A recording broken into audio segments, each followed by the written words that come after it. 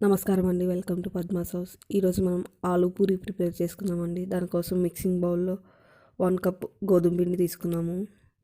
అలాగే బాగా మెత్తగా ఉడికించిన బంగాళదుంపని మనం తురుముకుని తీసుకున్నాము. బాగా మెత్తగా మ్యాష్ చేసుకోవాలి.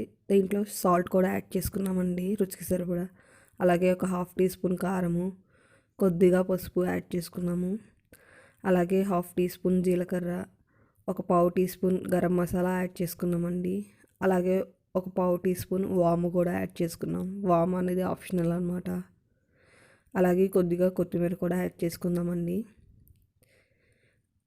1 స్పూన్ ఆయిల్ కూడా యాడ్ చేసుకుందాము.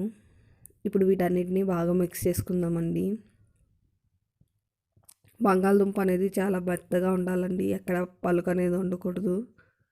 ఇప్పుడు వాటర్ పోసుకుని మనం కొంచెం గట్టిగా పిండిని కలుపుకుందాము. మరీ గట్టిగా కాదండి, కొంచెం లైట్గా గట్టిగా కలుపుకుందాము.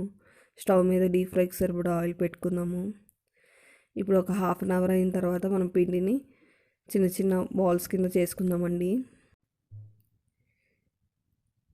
ఈ విధంగా మనం చిన్న చిన్న బాల్స్ కింద చేసుకున్నాము.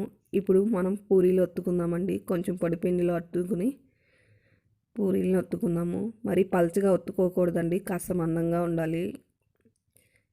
అప్పుడే మనకి పూరీలు అనేవి పొంగుతాయి అన్నమాట. పల్చగా ఉంటే పొంగవు. అందుకని కాస్త మరీ మందంగా కాదు, కాస్త మందంగా ఒత్తుకుంటే సరిపోతుంది. ఈ విధంగా ఒత్తుకున్నాం కదండి. ఇప్పుడు వీటిని మనం డీప్ ఫ్రై చేసుకుంటామే.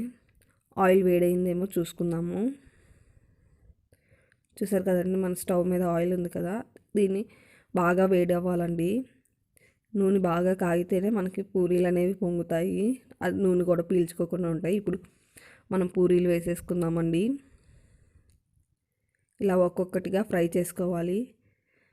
పైకి తేలిన తర్వాత ఒకసారి మనం స్పూన్ తోటి మెల్లిగా లోపలికి తడుతూ ఉంటే మనకు పూరీలు అనేవి పొంగుతాయండి.